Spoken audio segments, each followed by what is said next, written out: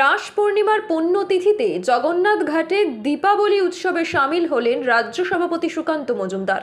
সেখানে তিনি মমতাকে এক হাত নিলেন। দেখুন কি বললেন তিনি।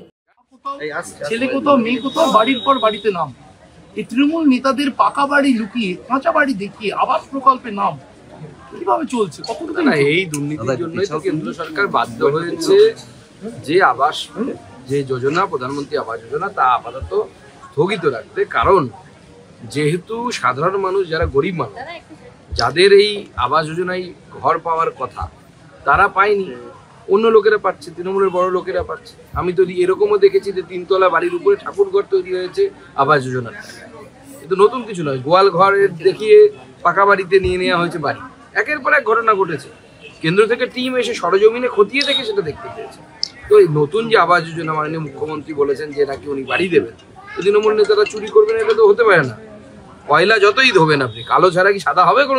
তো তৃণমূল যতই চেষ্টা করুন, কোনো চুরি ছাড়া অন্য কিছু করবে না। মমতা বন্দ্যোপাধ্যায় আজকে বলেছেন যে কারো চিন্তার কোনো কারণ নেই, ট্যাবের টাকা যারা পাননি আবার আমরা টাকা দিয়ে দেবো।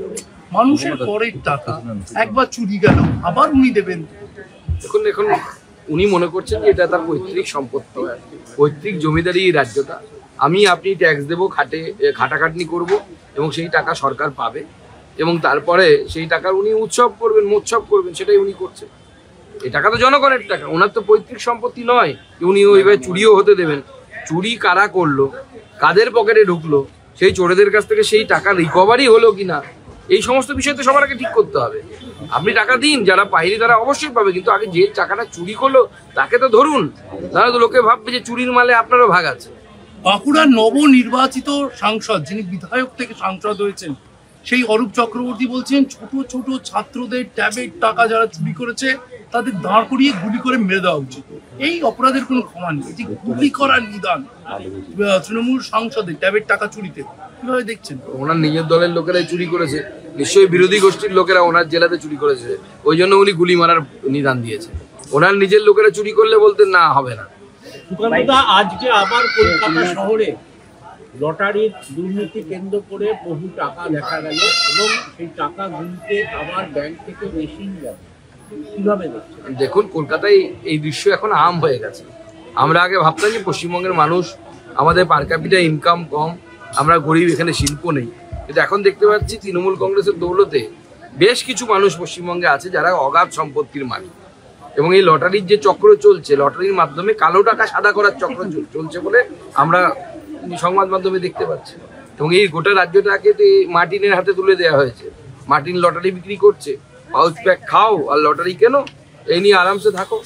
স্বামী বিবেকানন্দকে নিয়ে রাজনীতি করা বিজেপির জানা উচিত যে বাড়ি আমরা সংস্কার করেছি, মায়ের বাড়ি আমরা সংস্কার করেছি, ওরা শুধু আমায় আক্রমণ করে, বলছেন মমতা বন্দ্যোপাধ্যায়। স্বামী বিবেকানন্দকে আগে মমতা বন্দ্যোপাধ্যায়কে বলুন ভালো করে পড়তে, স্বামী বিবেকানন্দ কি বলে গেছেন ভালো করে দেখতে জানতে। উনি সম্ভবত পড়েননি, তো উনি তো অন্যের পড়া বই টই পড়েন না, নিজেই লেখেন, নিজেরটাই পড়েন, অন্যটা পড়ে না। আমাদের কেন্দ্র সরকারের তরফ থেকে মাননীয় প্রধানমন্ত্রীর নেতৃত্বে রামকৃষ্ণ মিশন এবং তার যে অন্যান্য সংস্থাগুলো আছে, বিশ্ববিদ্যালয় থেকে শুরু করে, তাদের পাশে আমাদের কেন্দ্র সরকার সর্বতোভাবে দাঁড়িয়েছে। শুধু এই রাজ্যে নয়, রাজ্যের বাইরেও আমরা রামকৃষ্ণ মিশনকে বহু আর্থিক সহযোগিতা করেছি, CSR ফান্ড থেকে শুরু করে বিভিন্ন রকম।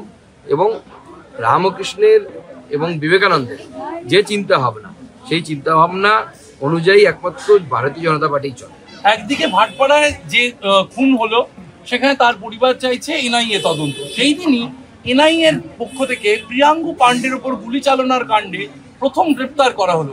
সামগ্রিকভাবে এই যে ভাটপাড়া, জগদ্দল, নৈহাটি যে এলাকা, সেখানে কেন্দ্রীয় তদন্তকারী সংস্থার তদন্ত চলছে, শুট আউটে আবার কেন্দ্রীয় তদন্তকারী সংস্থাকে চাইছে নিহতের পরিবার, কিভাবে দেখছেন? দেখুন, এই পুরো বিষয়টাতে এটা পরিষ্কার হয়ে গেছে যে তৃণমূল কংগ্রেসের লোকেরাও রাজ্য পুলিশের উপর বিশ্বাস রাখতে পারছে না। কারণ পুলিশ এফিসিয়েন্ট, এটা নিয়ে কোনো বিষয় নেই, কিন্তু সেই পুলিশকে যেভাবে রাজনৈতিকভাবে ব্যবহার করা হচ্ছে, তার ফলে পুলিশের এফিসিয়েন্সি দিন দিন কমে যাচ্ছে। পুলিশ চাইলেও তো কাজ করতে পারছে না। তৃণমূল কংগ্রেসের সেই পরিবারও জানে যে যখনই গোষ্ঠীদ্বন্দ্বে তৃণমূল কোনো নেতার নাম আসবে, তখনই তদন্ত আস্তে আস্তে থেমে যাবে, তদন্ত শুয়ে পড়বে। তো সেই জন্য তারা ভরসা করতে পারছে না।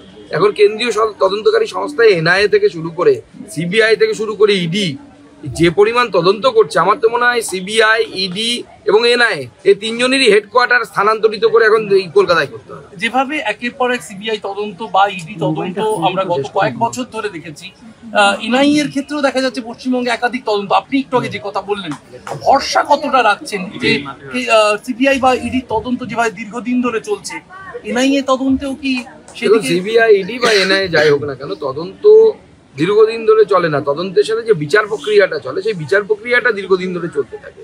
আর এখানে বিশেষ করে এরা করাপশন এমন লেভেলে করেছে যে খাদ্য জালক বলেছিলাম আমি, যে করাপশনের খাদ্য জালক তৈরি করে ফেলেছে। জেলায় জেলায় চোর আছে, আপনি কি করবেন এত বড় তদন্ত? ভারতবর্ষের কোথাও এরকম চুরির তদন্ত হয় না তো। এবং আমার তো মনে হয়